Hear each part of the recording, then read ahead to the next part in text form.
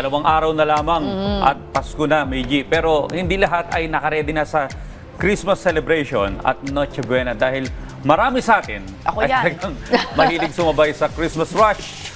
O kung hindi naman, kaya ay sobrang busy, kaya last minute na lamang namimili. Yun. Totoo yan, Audrey. Ako din yun. Pareho yun. Pero mahirap. Bukod sa pahabaan ng pila, minsan napapagastos ka pa talaga. Dahil wala ka nang time, maghanap pa ng ibang options. Kaya napipilita kang bumili ng mahal na rekado o regalo. Kaya naman, para tulungan tayong ma-master ang last-minute Christmas shopping, ay kasama natin si Iza Glino, isang financial advocate. Good morning, Iza. Good morning, Welcome Iza. sa Rise and Shine Pilipinas. Good morning! Hello po sa ating mga ka-Rise and Shine Pilipinas. Magandang umaga po sa ating lahat. Okay, Ma'am Isa, no? Ano po ba yung mga practical na tips na maibabahagi niyo po sa ating mga ka-RSP para makatipid sa last-minute Christmas shopping? Naku, nabanggit ko na po sa umpisa pa lang, no? Time ang palaban talaga natin, bukod sa pera. Pag itong mga last minute. Kaya isa sa mga lagi nating solusyon na binibigay is paghandaan ng mas maaga. Halos pagdating ng Burma, maaga ang Pasko sa Pilipinas. Ugaliin din natin by September, medyo nag-ilista na tayo, nagbabudget na tayo, no? Meron na tayong listahan na alam natin na reregaluhan natin. Ang Pasko naman ay laging sumasapit sa eksaktong date. Kaya pwede po talaga na paghandaan siya ahead of time. Ang isa sa mga ginagawa ko madalas ay January pa lang nag-iipon na ako para sa December. Ang tawag po doon ay sinking fund. Kung inyo pong mamarapatin, pwede nyo po yan i-research kung ano ba ang sinking fund. But it's one way para po pagdating ng December, hindi po natin nagagastos yung mga bonuses natin para lamang po sa Pasko. Kumbaga, meron pa po tayong extra fund na maibibigay dyan. Uy. No? Mag-set ng budget, importante din po yan. Yes po. Ang ganda nun January pa lang, nag-iipon ka na. Di ba January, ubos na yung pera pag January? Oo nga eh. January pa lang, mag-ipon ka na for the December that year. Para yung bonus mo, hindi mo magagamit. Ang ganda ng tip na yun, no? Pero ito, Miss Iza, no, paano ba natin maiwasan yung overspending kung hindi talaga nakapag-prepare, no, na biglaan yung pamimili? Sobrang busy ng schedule, alam mo yung life happens. So, paano ba hindi natin maiwasan yung overspending?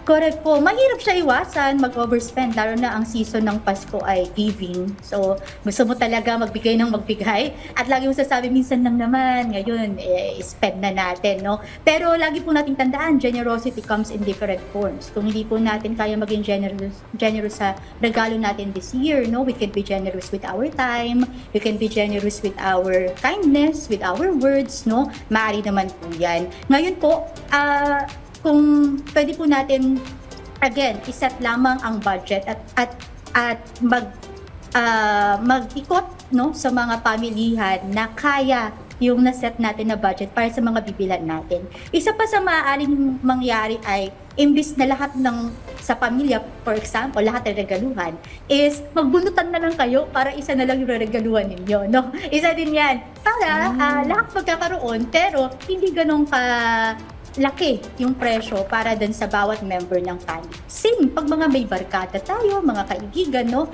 Actually, napakaganda nun, no? Yung gift giving na 1:1 instead, para nga mas matipid, no? Pero, again, as long as hindi naman tayo napupunta sa pagkakaroon ng utang, no?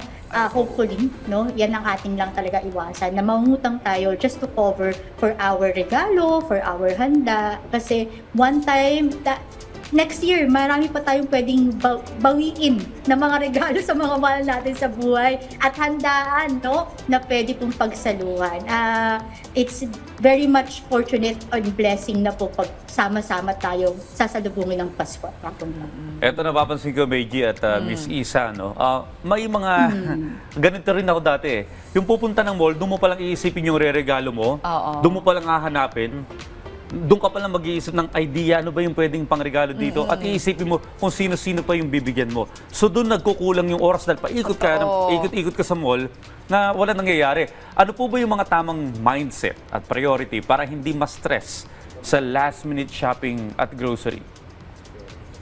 Totoo yan, senaryo na yan. At minsan pa nauuwi tayo sa tayo mismo, nagugutom, kakain, na nalaan na sa personal yung dapat sana pamili. O kaya tayo mismo nakakita ng mga gusto rin nating bilhin dahil deserve din naman natin. No?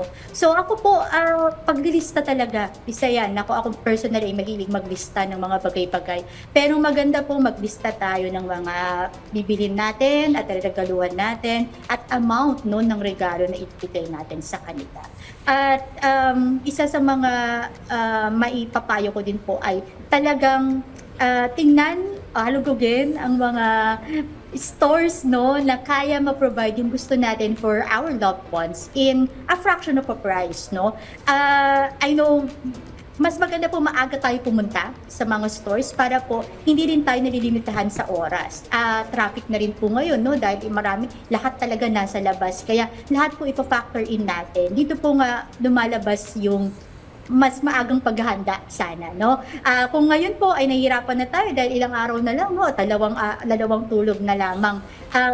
Bawi tayo next year. At least now we know how stressful it can be, and next year will be much better, no? Pagdating sa pagregalo natin or pamimili ng mga regalo at rekado natin. Gustuin man natin minsan, pero minsan kasi yung ibang companies, nagbibigay ng bonus late na rin eh. Oo. So pag naka-receive ang isang empleyado nito, tatabok agad sa mga kulang pa niya, di ba? So yun yung nangyayari. Oo. Ito naman, Miss Correct. Iza, ano po ba yung maipapayo ninyo para maiwasan no, yung pagbili ng mga di naman kailangan bagay o yung mga impulsive shopping or spree? Nako, continuous assessment of needs versus want, no? Ano ang bagay ba na bibili natin? Is it a need or a want? Kung want siya, madalas ang ginagawa ko po ay eto na naman po ulit si Miss Isa. Ililista ko po ulit muna, no? Tapos try to wait out. Yung iba po 7 days nag-aantay, pero ako personally, I wait 30 days. Kapag gusto ko pa yung isang bagay after 30 days, much more likely, mas magaan sa feeling ko na bilhin siya. Kasi una sa lahat, may bagong sweldong darating o kaya naman nakapag-ipon na ako. Or pangatlo, biglang may discount pala, may promo. Or pang-apat, madalas ang nangyari ay hindi ko na siya gusto. Kasi minsan, pag want siya, at that time lang talaga, kala mo kailangan mo siya. No, kala mo, pero pagpaksin lang ng paunting ng mga araw, tingnan niyo po, balikan niyo po ulit. No? So yan, need versus want talaga ang pinakamagandang payo pagdating sa mga impulsive shopping na. Ako may times na pag ginusto mo na parang, di, baka mawala na to, no? Pero talagang most of the time din, ginagawa ko din yung sinasabi ni Miss Iza na kumbaga sabi nga, tulugan mo muna. Especially pag masyadong mahal yung isang item, tulugan mo muna. And then, kinabukasan, pag gusto mo talaga, tsaka mo balikan ulit o pag-ipunan mo para makuha ulit. Tama si Miss Isa, no? Minsan kasi marketing strategy yan eh. Oo. Para mapabili ka ng item nila, bibigyan nila ng mababang discount or may mga promos. Well, eto naman po, Miss Isa, paano po ba nila mapapakinabangan o masusulit yung mga discounts o promos ngayong holiday season? Ngayong holiday season, ay gamitin po natin, no? Kung meron man tayong promos or diskwento na pwedeng makuha, ay sayang naman po, no? Ngayon, mag-ingatin naman po tayo. Madalas, we get the discount or the promo na para ang gagawin na marketing strategy ay kailangan mo bumili of a certain amount. Minsan napapamahal ka pa doon. For example, kailangan maka 5,000 ka bago mo makuha yung 10% discount o kaya yung second item mo ay ganitong presyo. So, i-assess mo din po, no? Kasi baka naman napasobra na yung binili natin compared sa madi-discount natin. Okay, so wag rin po buhos-buhos sa diskwento. Kailangan po magbasa at alamin po natin, no? Marami rin pong mga promo ngayon, lalo na sa mga credit card users, no? Pero i-assess nyo rin po ang sarili ninyo. Kung masyadong malaki na po ang babayaran natin, ay tayo po ay talagang kailangan magnilay-nilay, no? Kasi dyan lalabas ang mga promo kagaya ng buy now, pay later, no? Mga installment, and magaan siya tingnan sa umpisa, pero pag madami yan, no, magpapatong-patong, and mauuwi rin tayo sa ang laki ng babayaran natin. Sasalubungin natin ang bagong taon. Ayan. Uy. Nako. Alam mo, Miss G. ayaw natin yan. May kilala akong ganyan Miss Isa, lahi sila talaga, no, na kapag dumating yung mga okasyon, kahit ipangutang nila, basta meron lang ipipresenta sa tao. Oo nga. So, mabigat Nagiging din po yun. habit. Ang hirap, no? Well, lahat naman nata ng habit mahirap i-break. But hopefully, yung mga ganong practices, talagang hindi na magpatuloy dahil ang hirap. And then yung point din ni Miss Iza, no, na parang akala mo, discounted pay later. Pero pag ang dami mo na palang binili na pay later, nag-accumulate siya na ang laki rin ng babayaran mo, 'di ba, ng monthly bills mo. Ito naman, Miss Iza, doon po sa mga gustong bumili naman ng gift, pero kapos sa budget, paano po yung magagawang meaningful ang regalo kahit affordable at yung talagang galing sa puso? Tayo po may kasabihan na is the thought that counts, no?